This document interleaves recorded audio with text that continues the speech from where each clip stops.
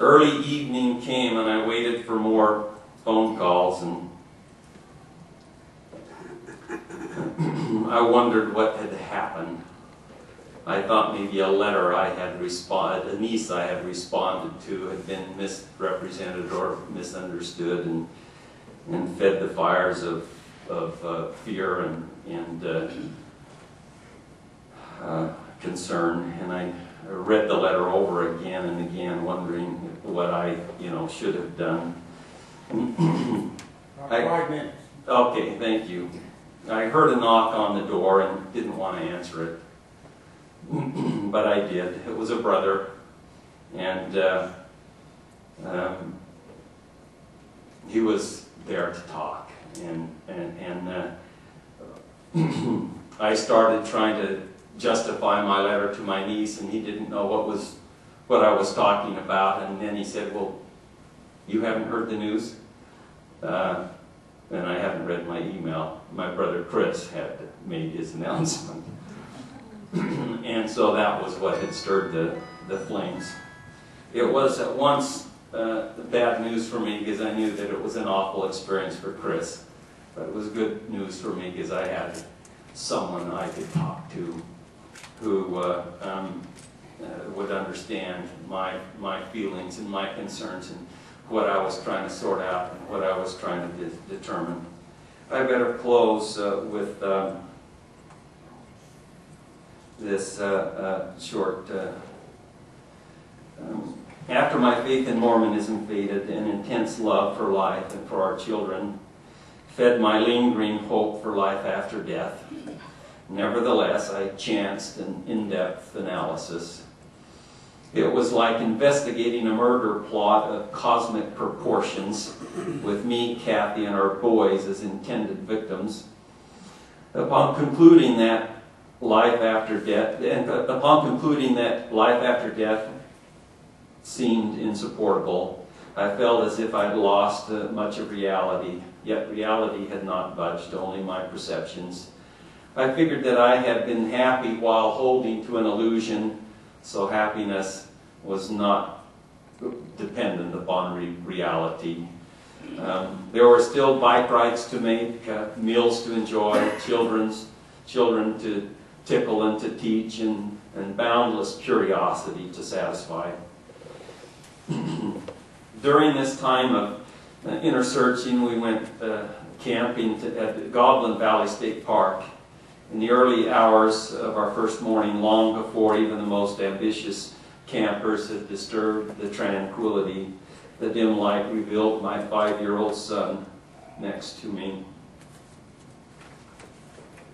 Pico's cast dry arm lay across his chest. His wavy red hair was still neatly combed. His face was turned slightly toward me, and his breathing was not perceptible. It was a face, when awakened, was seldom void of passion, delight, anger, determination, curiosity. He had a non-stop driving love for life. Previously, in a pensive moment, he had exposed his concern about death. "Dad, I don't like you to die." He paused, then revealing his Hollywood concept of death, I suppose, he resolutely said, "I will stop the bad guys if they come to kill you." It was a favor that I would have gladly returned. But that morning, the passion, with the passion in his perfect little face, was still, but mine ran deep. I would give anything to be able to tell my questioning sons that they need not worry about death, that we will all live together. Such moments stir my regret for the fragile nature of life. They also put me eye to eye with most of humanity in our shared concerns. I harbor serious suspicions that I am not peculiar in my sacrifices, my deep love for family, or my immense joy over the big and little wonders. For me, the world suddenly transformed into a more innocent place. I no longer see an evil spiritual power lurking in the shadows or in the hearts of countless evildoers. Dangers to humanity still abound, but the solutions have changed. My noetic energy, once focused on defending my convictions, my peculiar corner of knowledge, now almost giddy, I feel free to roam the spectrum of history, science, and human nature to satisfy my curiosity and adjust my views.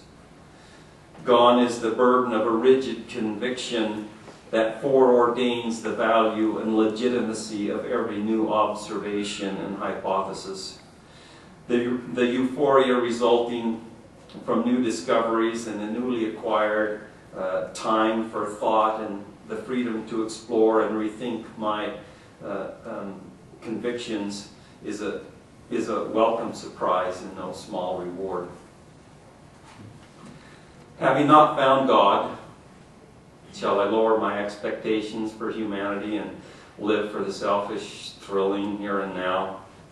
Maybe I should cast aside my false sense of importance and individuality and trudge on, finding vicarious satisfaction in knowing that my death, that following my death, the beautiful, intricate universe with all its hidden wonders will live on inevitably, or at least for a long time. Or shall I don the garb of a cosmic gladiator for the ultimate unfinished battle, that of extending and enhancing the human experience with humankind, a species which shows stunning promise for genuine intelligence in the not too distant future. Thank you.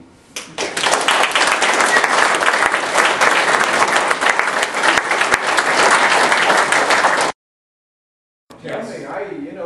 I'm not, so I think about you too. We're quite similar. Yeah, my wife, it was difficult on her. She thought she'd married someone who would, a priesthood holder who would take her to the celestial kingdom, and I hurt for her, knowing how ashamed she would be of this husband of hers. But she stuck with me, and she pretty much has I left little things around and she read them.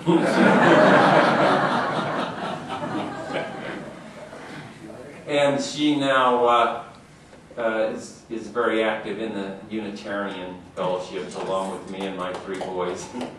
We moved to extreme Northern California 4 years ago, and life has really been wonderful for us there. She left the church too? Well, she's still on the records, but no, you're not. I'm not. Of course, none of the boys are, except as, you know, being born under the covenant, except for the last one, I guess.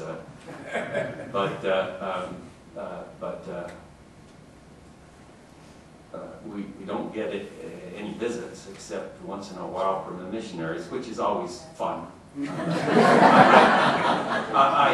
I enjoy visiting with the missionaries, actually, and it's always been good conversation, although they sometimes leave a little troubled. Question over here.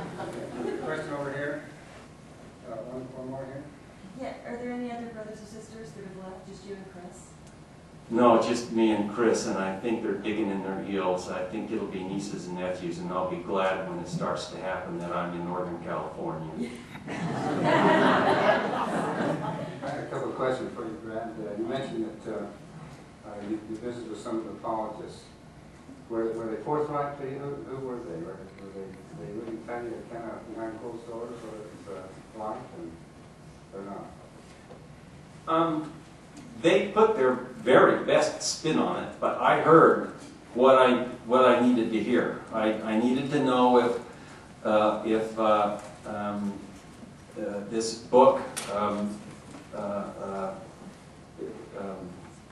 In Sacred Loneliness, was in fact legitimate, and I really went out of my way to track down the information, and it was. And I also asked about asked if there were any good books explaining the book of Abraham, and nobody knew of one. and so I pursued things actually it was a brother, my youngest brother, that invited me to go meet with them, and I was more than willing. We came out, he was the troubled one after we left that meeting because he didn't know some of these things, and so anyway.